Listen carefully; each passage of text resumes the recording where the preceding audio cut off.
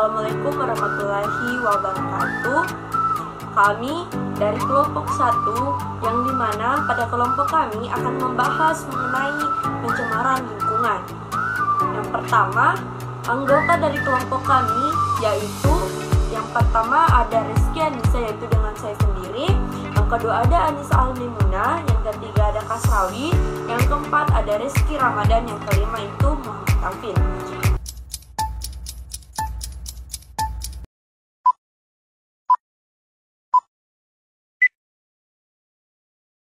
A few moments later.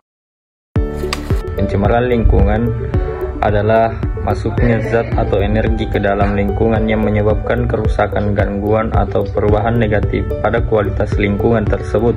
Pencemaran bisa terjadi di bagian aspek lingkungan seperti udara, air, tanah, maupun suara, dan biasanya disebabkan oleh aktivitas manusia yang menghasilkan limbah atau emisi yang merusak ekosistem.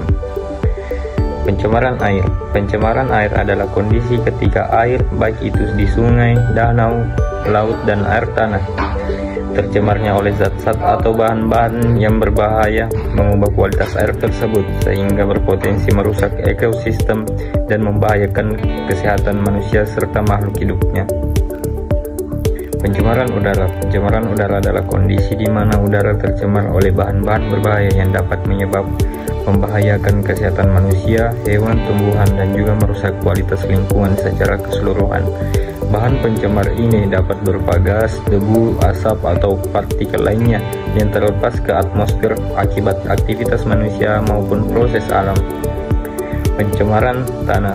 Pencemaran tanah adalah kondisi di mana tercemarnya tanah oleh bahan-bahan berbahaya atau zat-zat yang dapat merusak kualitas tanah, mengganggu kesehatan ekosistem, dan membahayakan kesehatan manusia serta makhluk hidup lainnya. Pencemaran tanah dapat disebabkan oleh aktivitas manusia yang menghasilkan limbah atau bahan kimia yang tidak dikelola baik sehingga merusak keseimbangan lingkungan tanah.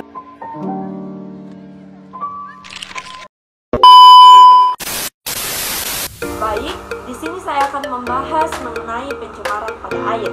Pengertian dari pencemaran air yaitu pencemaran air merujuk pada masuknya zat-zat berbahaya atau bahan polutan ke dalam sumber air, baik itu sungai, danau, dan perairan lainnya, yang dapat menyebabkan perubahan kualitas air dan berdampak negatif pada lingkungan dan kesehatan manusia. Tercemarnya sumber air bisa disebabkan oleh berbagai aktivitas manusia dan faktor alami. Adapun juga penyebab pencemaran air yang dimana ada beberapa contoh penyebab pencemaran air, dan dimana antaranya yang pertama ada pembuangan limbah industri. Industri seringkali membuang limbah berbahaya seperti logam berat, bahan kimia, dan zat-zat beracun ke dalam sumber air tanpa pengolahan yang memadai. Limbah industri menjadi faktor yang paling besar dalam pencemaran air, disebabkan oleh banyaknya industri yang membuang langsung limbah ke sumber air tanpa melalui pengolahan maupun pengujian terlebih dahulu. Padahal hal ini membuat kondisi sumber air menjadi terancam. Yang kedua ada pembuangan sampah. Nah, sampah yang tidak dikelola dengan baik bisa terbawa hujan dan mengalir ke dalam perairan, menyebabkan pencemaran fisik dan biologis. Selain itu, sampah yang secara sengaja dibuang ke sumber air juga menjadi bagian dari pencemaran sumber air. Yang ketiga, ada pertambangan. Nah, pada aktivitas pertambangan seringkali menghasilkan limbah beracun seperti logam berat dan bahan kimia yang dapat mencemari perairan. Seringkali perusahaan tambang tidak melakukan pengolahan air limbah sebelum dibuang ke sumber air. Hal ini menyebabkan terjadinya pencemaran pada sumber air tersebut. Nah, adapun juga dampak dari pencemaran air tersebut yaitu pencemaran air merujuk pada kondisi di mana air tercemar atau terkontaminasi oleh bahan-bahan berbahaya atau zat-zat kimia yang dapat mengganggu keseimbangan ekosistem perairan dan membahayakan kesehatan manusia. Dampak pencemaran air sangat beragam dan bisa mencakup berbagai aspek, baik lingkungan maupun maupun sosial. Nah, mungkin ada beberapa dampak utama pencemaran pada air. Di antaranya yang pertama itu kesehatan manusia, yang kedua kehilangan keanekaragaman hayati, yang ketiga kerugian pada ekonomi, keempat kerusakan ekosistem, yang kelima keracunan tanaman. Adapun juga cara mengatasi pencemaran pada air, yang dimana antaranya tindakan terpadu dan kolaboratif dari berbagai pihak, termasuk pemerintah, industri, masyarakat, dan lembaga internasional. Nah, ada beberapa cara yang dapat dilakukan untuk mengatasi pencemaran pada air. Yang pertama, pengelolaan limbah yang efektif. Yang kedua, ada pencegahan polusi industri. Yang ketiga, pertanian berkelanjutan. Yang keempat, pengendalian erosi tanah. Yang kelima, peningkatan infrastruktur air bersih. Yang keenam, pendidikan dan kesadaran masyarakat. Ketujuh, regulasi dan kebijakan ketat. Yang kedelapan, ada inovasi teknologi.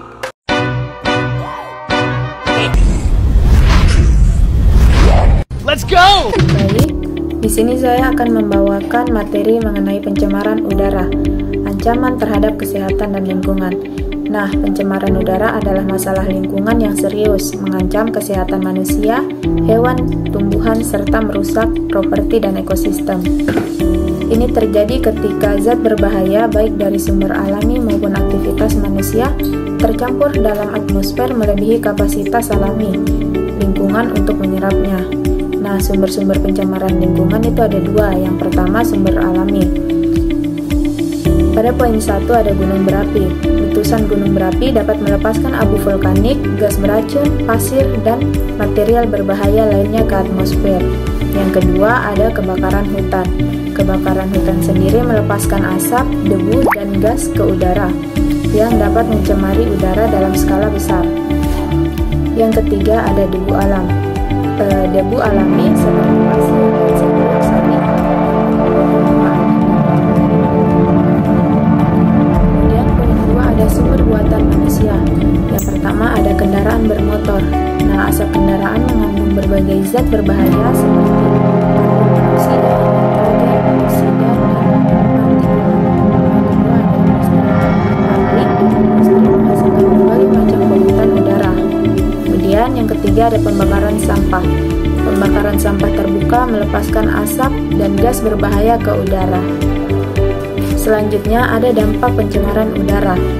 Pencemaran udara memiliki dampak yang luas dan serius bagi kesehatan manusia dan lingkungan. Nah, pada kesehatannya, yang pertama ada penyakit pernapasan. Pencemaran udara dapat menyebabkan penyakit pernapasan seperti asma, bronkitis, dan pneumonia. Kemudian yang kedua ada penyakit jantung. Partikulat halus yang terdapat dalam polusi udara dapat masuk ke dalam aliran darah dan menyebabkan penyakit jantung. Kemudian yang ketiga ada kanker. Beberapa zat pencemaran udara seperti benzena dan formaldehida bersifat karsinogenik dan dapat menyebabkan kanker. Kemudian dampak lingkungannya yaitu yang pertama ada pemanasan global. Nah, gas rumah kaca seperti karbon dioksida dan metana yang dihasilkan dari aktivitas manusia dapat menyebabkan pemanasan global. Yang kedua, kerusakan ekosistem. Pencemaran udara dapat merusak ekosistem seperti hutan dan terumbu karang. Nah, bagaimana cara upaya mengatasinya? Yang pertama dari pemerintah, dengan menerapkan kebijakan dan regulasi yang ketat untuk mengurangi emisi polutan dari industri, kendaraan bermotor, dan sumber lainnya. Yang kedua ada dari industri, mengadopsi teknologi ramah lingkungan untuk mengurangi emisi polutan. Kemudian yang ketiga dari masyarakat, untuk mengurangi penggunaan kendaraan pribadi, menggunakan transportasi umum, dan menerapkan gaya hidup ramah lingkungan. Nah, dari semua yang kujelaskan, jadi kesimpulannya, pencemaran udara merupakan masalah serius yang mengancam kesehatan manusia, lingkungan, dan ekonomi. Untuk mengatasi masalah ini diperlukan upaya bersama dari pemerintah, industri, dan masyarakat.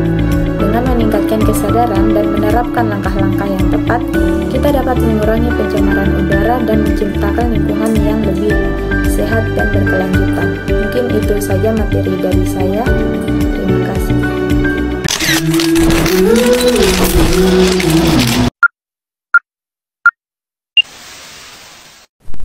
Pencemaran pada tanah.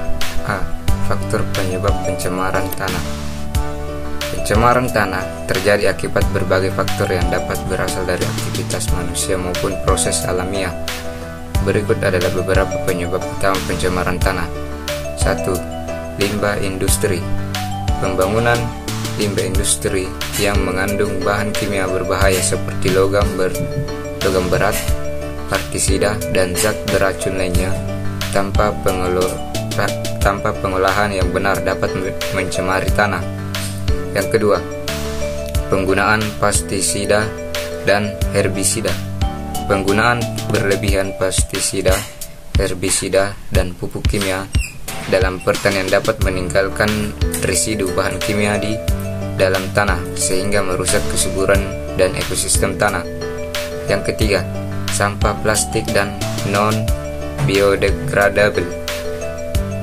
Pembangunan sampah plastik dan material yang tidak mudah terurai ke tanah menyebabkan akumulasi polutan yang berdampak pada struktur tanah. Yang keempat, kebocoran limbah cair. Limbah cair dari septic tangki yang menyebabkan bahan bakar atau tempat penimbunan sampah yang bocor dapat meresap ke dalam tanah, mencemari sumber air bawah tanah. Yang kelima, kegiatan pertambangan.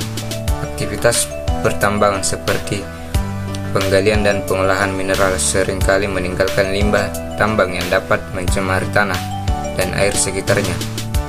Keenam, deforestasi.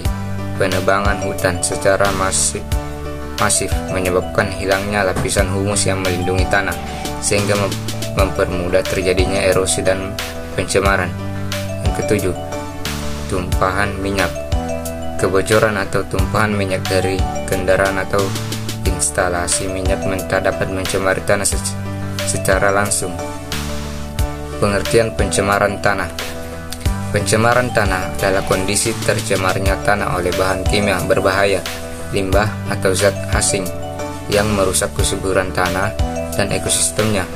Penyebab utamanya meliputi limbah industri, penggunaan pestisida berlebihan, sampah plastik, tumpahan minyak, dan aktivitas pertambangan.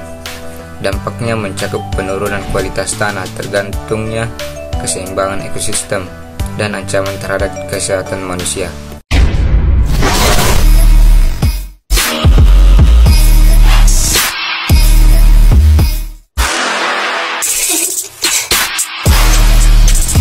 B. Cara penanggulangan pencemaran tanah. Yang pertama, pengelolaan limbah. Olah limbah industri dan rumah tangga sebelum dibuang. Yang kedua, penggunaan ramah lingkungan. Gunakan pupuk organik dan bahan biodegradable. Yang ketiga, rehabilitasi tanah. Lakukan bioremediasi dan tambahkan bahan perbaikan tanah. Yang keempat, pengendalian sampah. Kelola sampah dengan daur ulang dan pembuangan di TPA yang aman. Yang kelima, penghijauan. Lakukan reboisasi untuk mencegah erosi dan memperbaiki tanah. Yang keenam, edukasi dan penegakan hukum. Tingkatkan kesadaran masyarakat dan terapkan regulasi lingkungan. C. Dampak pencemaran tanah.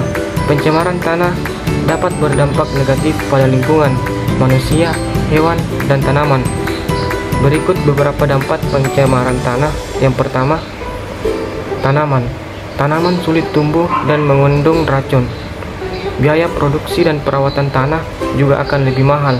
Yang kedua, hewan. Pencemaran tanah dapat mengganggu metabolisme mikroorganisme dan arthropoda. Hewan yang mengonsumsi makanan dari tanah yang tercemar dapat terserang penyakit. Yang ketiga, manusia. Pencemaran tanah dapat menyebabkan berbagai penyakit seperti sakit kepala, mual, iritasi mata, dan hingga kanker. Pencemaran tanah juga dapat meningkatkan risiko leukemia, gangguan aktivitas enzim dalam tubuh, dan kerusakan pada ginjal dan otak. 4. Lingkungan. Pencemaran tanah dapat mengganggu ekosistem dan menimbulkan kepunahan hewan secara massal.